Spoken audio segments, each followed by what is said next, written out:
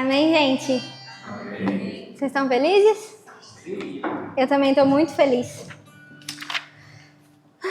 Hoje a gente vai falar de um assunto que eu amo. Vocês estão animados? Sim. Show. Só um instantinho. Vai dando glória. Só ele dá glória, gente. Vamos lá, gente. A gente está nessa série Igreja Carismática, uma série maravilhosa. E o Gi, semana passada, para quem não veio, quiser acompanhar no YouTube, já está liberada a pregação lá. E assim, foi maravilhoso porque nós entendemos em comunidade qual é a nossa identidade e o que nós somos, uma igreja carismática. E aí, se você lembra das características de uma igreja carismática, ela acredita na ação do Espírito Santo, ela acredita numa adoração vibrante, autêntica, uma adoração íntima de Deus. E ela também tem como base as escrituras na fé. E quando nós entendemos com o Gi que quando nós entendemos como nós somos, a nossa identidade, como nós somos por inteiro como comunidade, nós temos eficácia, nós somos responsáveis e temos finalidade. E hoje eu queria continuar falando um pouquinho sobre o movimento de Jesus. E eu vou falar mais especificamente do movimento Vineyard. Eu não tive aula de inglês com o Gi, gente. Mas vamos lá. Esse movimento ele surgiu nos Estados Unidos em 1974 pelo pastor Ken Gulliken. Ken Gulliken. É isso aí, gente. Se alguém quiser pesquisar o nome depois, é só me pedir que eu sei como que serve. Ele abriu uma igreja em Los Angeles e essa igreja ela foi o centro do avivamento. E essa igreja, por incrível que pareça, era uma igreja carismática, uma igreja que acreditava no mover do Espírito Santo. Então, eles tinham uma identidade carismática, certo? E aí esse movimento, ele foi tão forte, o avivamento foi tão forte naquela região que os hippies começaram a se converter. Homens e mulheres que mexiam com drogas começaram a se converter. O Espírito Santo foi tão transformador naquele momento, naquele movimento, que homens e mulheres começaram a se arrepender dos seus pecados e voltaram a Jesus. Começaram a conhecer o Cristo e o Espírito de Deus começou a transformá-los. E o mais interessante, pessoal, é que esses movimentos, eles aconteciam muito espontâneos. Eles aconteciam em praias, em ginásios.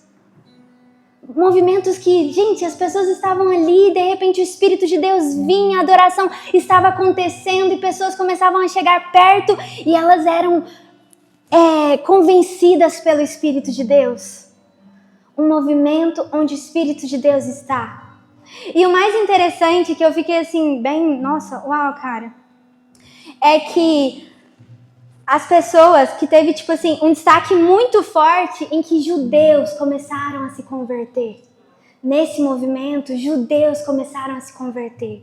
Judeus que não acreditavam que Jesus era o Messias, começaram a acreditar, porque o Espírito de Deus estava sobre eles. Eles tinham a convicção de que Jesus é o Messias.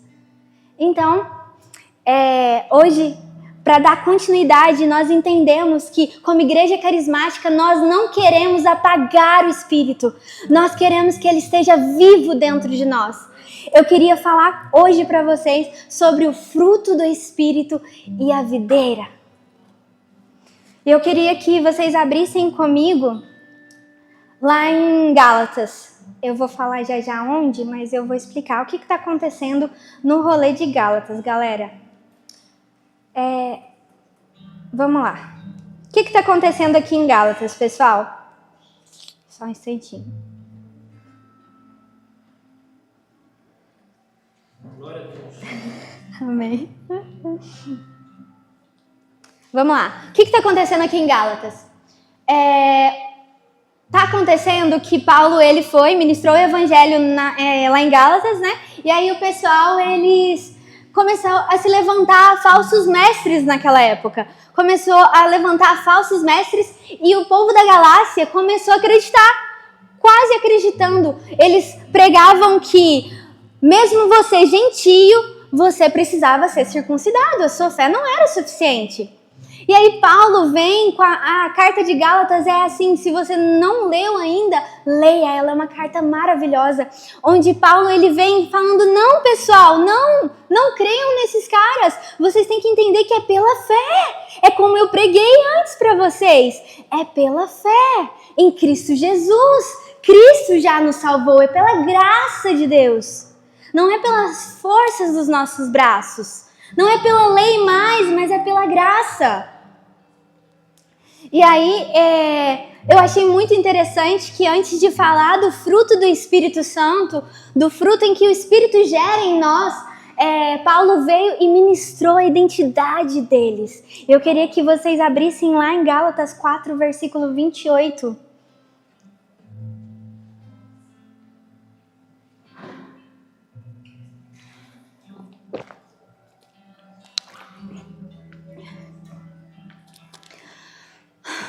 Vocês, irmãos, são filhos da promessa, como Isaac. Ele veio ministrando de quem eles eram filhos. Ele veio lembrar, vocês são filhos de Deus. Então, antes de entender que é o Espírito Santo que gera em nós vida, eu preciso entender quem eu sou. Qual é a minha identidade? Assim como nós entendemos no domingo passado qual era a nossa identidade em comunidade, eu preciso individualmente entender que eu sou filho. Eu sou filho de Deus. Deus é o meu Pai. E eu queria caminhar com vocês lá para 2 Samuel. 2 Samuel 9, do 9 ao 10.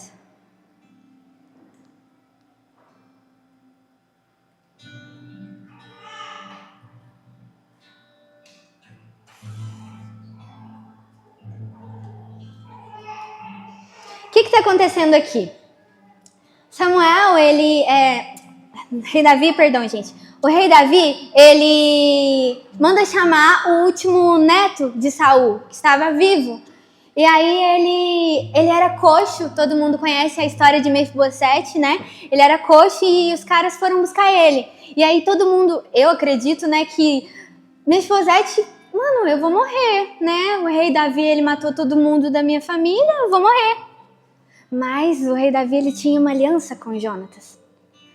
A aliança que Mefibosete não sabia.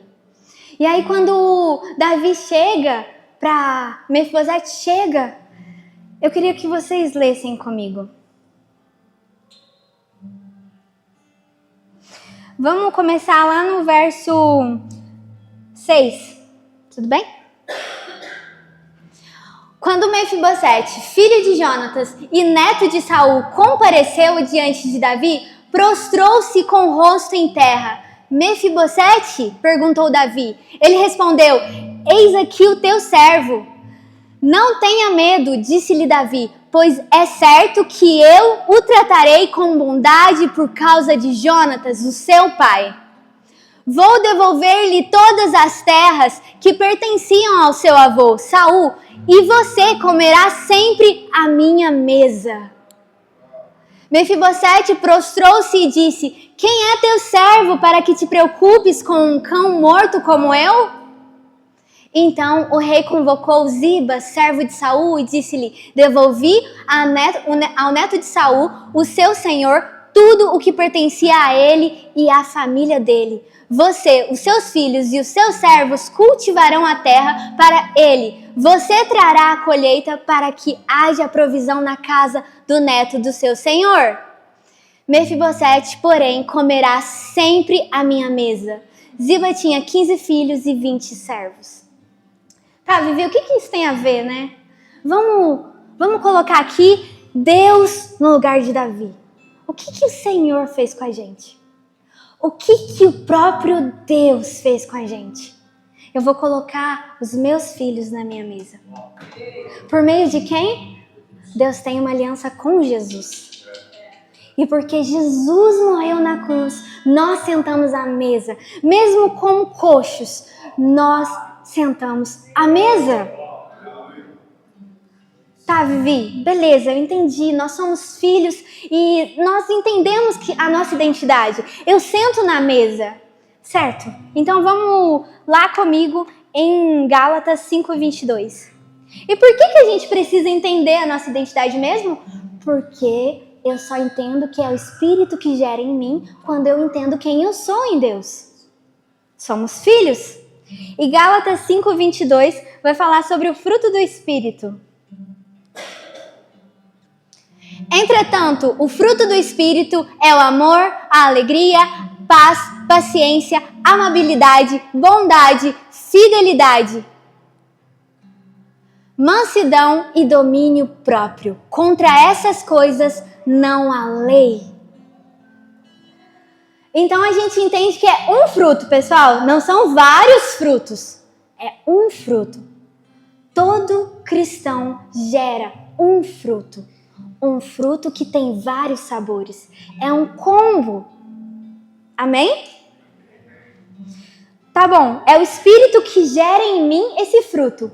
Como vamos cultivar esse fruto? Se é o Espírito Santo que gera em nós. Como cultivaremos esse fruto? Eu tô fazendo vocês abrir bastante a Bíblia, né, galera? Nós somos o povo da Bíblia, né? Vamos lá. Eu queria que vocês abrissem comigo lá em João 15, versículo 5. Como a gente vai cultivar o fruto que é gerado através do Espírito em nós? Como cultivaremos? Amém? Eu sou a videira e vocês os ramos. Se alguém permanecer em mim e eu permanecer nele, esse dará muito fruto, pois sem mim vocês não podem fazer nada. Uau! Nós temos a resposta. É estando em Cristo. É estando na videira. Quem é a videira? É Jesus. É estando nele que nós vamos gerar esse fruto, que nós vamos cultivar esse fruto. E olha só que interessante. Por que eu preciso entender minha identidade? Eu não sei se foi só eu, na minha vida cristã, que passou por isso. Pode ser que tenha sido só eu, né? Que às vezes você, no começo da sua caminhada, ou talvez até hoje, você tenha aquela crise de tipo assim, cara, eu pequei, será que eu vou na igreja hoje? Cara, será que eu levanto a mão aqui? Será que eu faço uma adoração vibrante? Porque assim, antes de vir pro culto, eu fui grosso com a minha esposa. Assim, antes de vir pro culto, eu pequei. Mas, ei, você é filho. Ei, mesmo sendo coxo, Deus te chamou para a mesa. E você se arrepende. Você senta à mesa porque Ele é digno. Porque Ele é digno. Você senta à mesa para ser curado. Para que o Espírito de Deus gere em você vida. O fruto. E tá bom, Vivi. É na prática que eu preciso entender. O que é estar na videira, aliás? O que é estar na videira? Estar na videira, na prática, pessoal, porque eu gosto da prática, é relacionamento com Deus. Uma vida de relacionamento com Deus. Vamos ser um pouquinho mais profundo? Não é só aqui no culto que você tem o seu secreto com Deus. Não é aqui no culto que você ama Jesus. É também lá no seu quarto. É também fechando a porta do seu quarto e orando e buscando o Espírito Santo. E buscando a intimidade, o relacionamento diário. É a vida com Deus. É de segunda a sábado, não é só no domingo. Que eu fecho a porta, nossa, hoje tem culto, eu preciso ir para o meu secreto. Não, é amanhã. É amanhã depois do meu serviço, é amanhã antes do meu serviço. É onde eu falo, Espírito de Deus, gera em mim vida. Gera em nós vida. Um relacionamento. E mais que isso, eu começo a ler a Bíblia e as palavras começam a ficar vivas dentro de mim. E aí quando as pessoas perguntam, Giovanni, o que você acha disso? Ele vai dizer, o que a Bíblia pensa? Não é mais o que a gente pensa, é o que a Bíblia fala sobre isso. Então a Bíblia começa a moldar os nossos pensamentos, as nossas opiniões, as nossas atitudes. A Bíblia começa a moldar a gente. Então, estar na videira, entender e começar a ser moldado pela Bíblia. Moldado por Deus. Porque a Bíblia é a boca de Deus. Então você quer ouvir, Vivi, eu nunca ouvi a voz de Deus. Leia a Bíblia. Leia a palavra de Deus, que você vai ouvir. E aí, além de estar na videira, ter um relacionamento com Deus, ter a prática da leitura da Bíblia para que ela comece a moldar os meus pensamentos, é também a obediência a Deus. Obediência a Deus. Beleza, Vivi, o que é obedecer a Deus? E o que eu devo obedecer? Eu ainda não sei, né? O que eu devo obedecer? Vamos lá em João 15:10.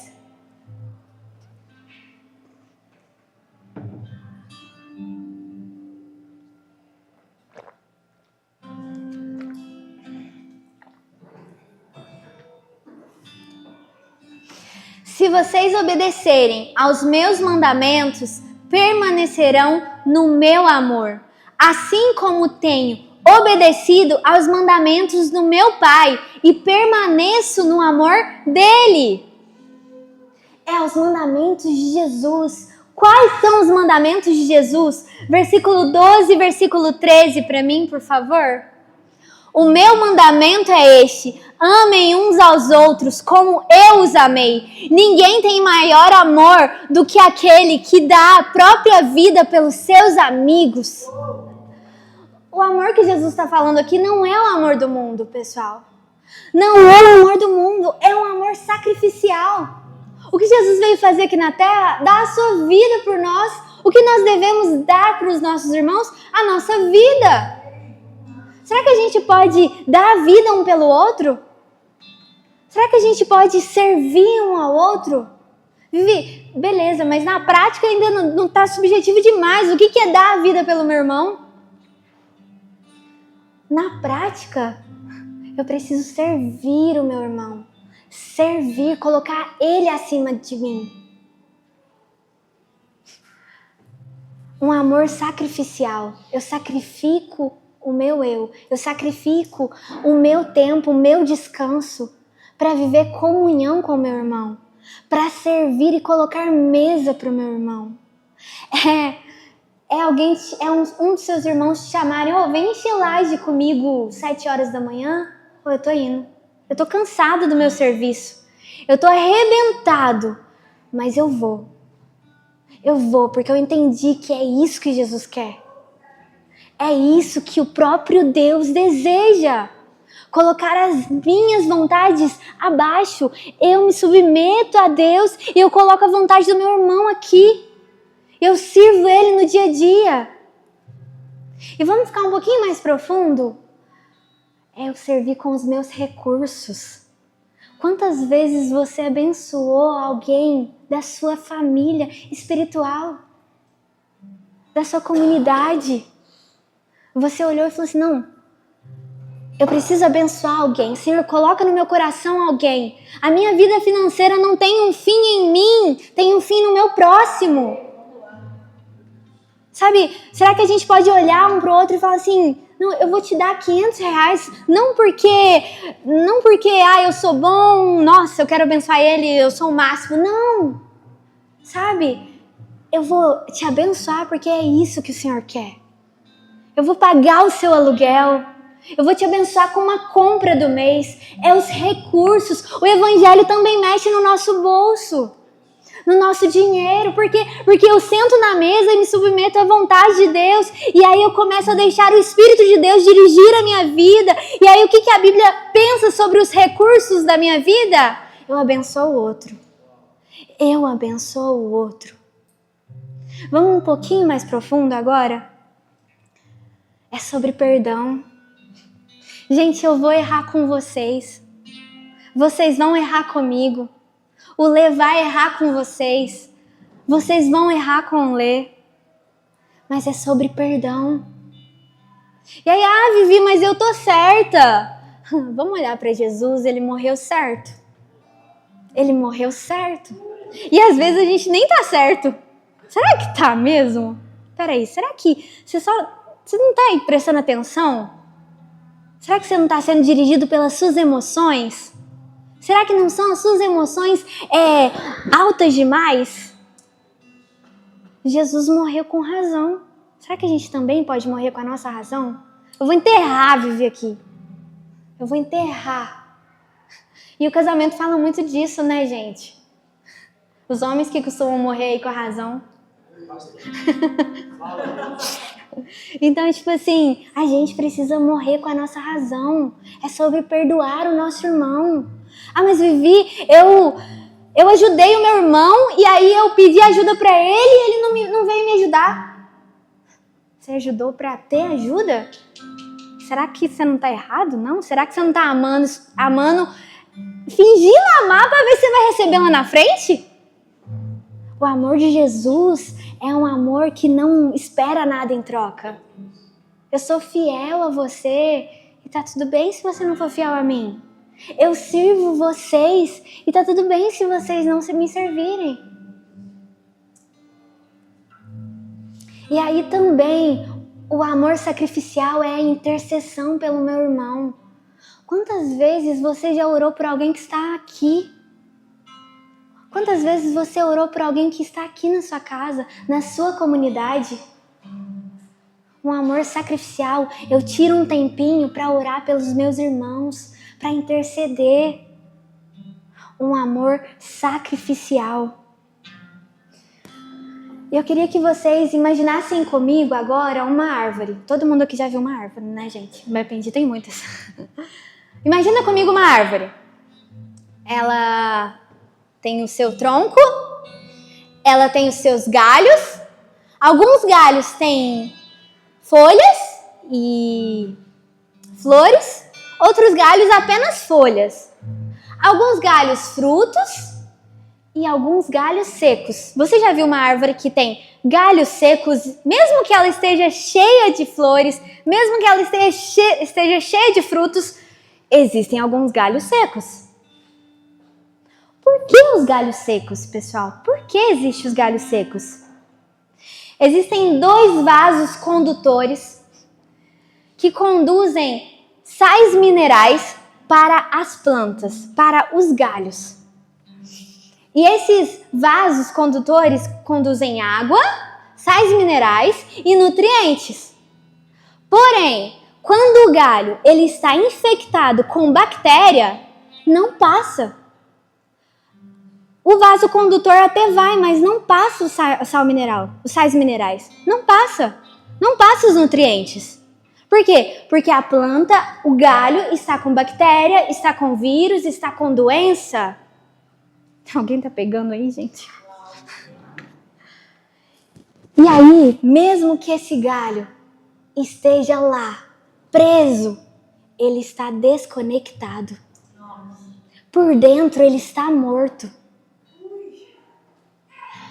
O que é esse vírus dentro do galho pra gente? Se Jesus é a videira e nós somos os ramos, o que são essas bactérias? O que são esses vírus, essas doenças que não permitem que o Espírito Santo gere o fruto, que o Espírito Santo gere a vida? A falta de comunhão. Eu tô sempre em pecado. O pecado não é tipo assim, um escorregão, sabe? É tipo assim, mano, eu tô sempre lá. Eu tô sempre, nossa, sabe? É a minha falta de perdão com os meus irmãos, porque aí eu começo a Evelyn não olhou pra mim no culto. A Evelyn não olhou pra mim. Poxa, não vou nem fazer mais comunhão com ela.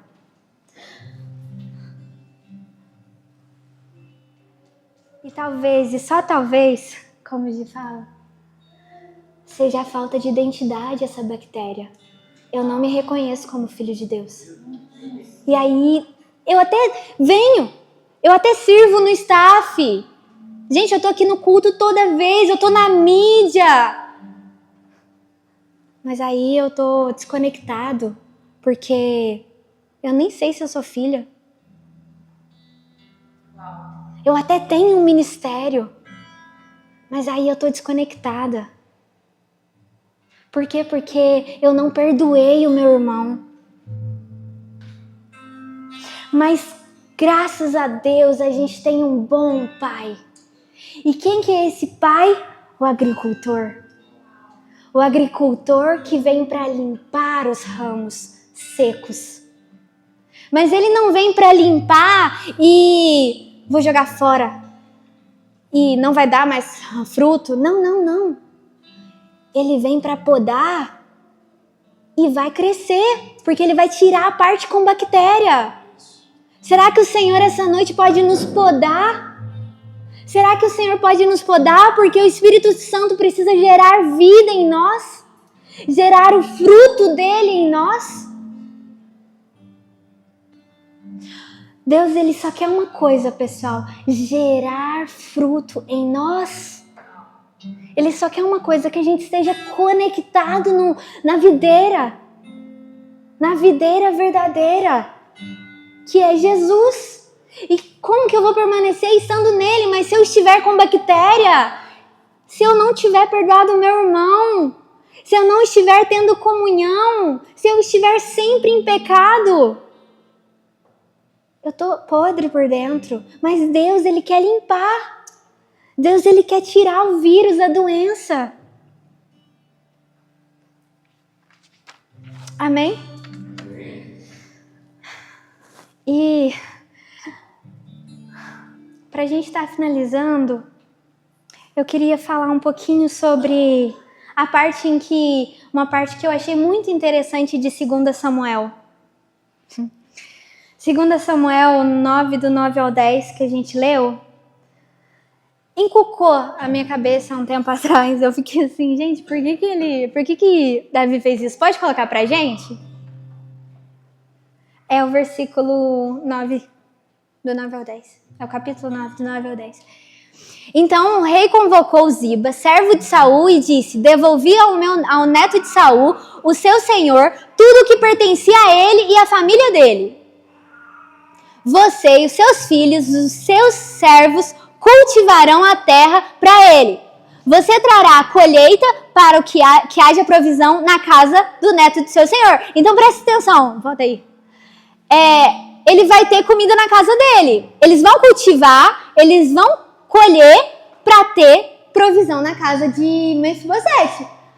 Aí olha o próximo capítulo. Mefibosete, porém, comerá sempre a minha mesa. Eu falei assim, se Mefibosete vai comer na mesa do rei, por que ele vai ter comida na casa dele? Não vai desperdiçar, gente? Aí eu falei assim, Senhor, para quem era aquela comida? Mefibosete precisava ter a provisão na casa dele para aqueles que viriam. Para os outros. O que uma árvore faz? Ela faz sombra, ela alimenta, ela é descanso. Quem tá pegando? Aí, vamos lá. Eu e você. Eu sento na mesa do rei, você chega lá em casa e ainda tem comida para você. O Gabs vai para a mesa do rei, mas nós chegamos na casa dele e ainda tem comida na casa dele. E aí vamos ficar um pouquinho mais profundo. Nós, como comunidade, sentamos na mesa do rei e o sul de Minas vem comer na nossa casa. E nós alimentamos o sul de Minas. E nós alimentamos o povo de Baipendi, o povo de Caxambu, de Cruzilha. Porque tem alimento na nossa casa. Porque nós comemos na mesa do rei. Nós comemos na mesa do rei. Cara, eu queria que você fechasse os seus olhos agora e começasse a refletir, a pedir para o Espírito Santo: Espírito Santo, será que você pode me limpar hoje? Se tem alguma bactéria no meu galho, se eu sou um ramo infectado,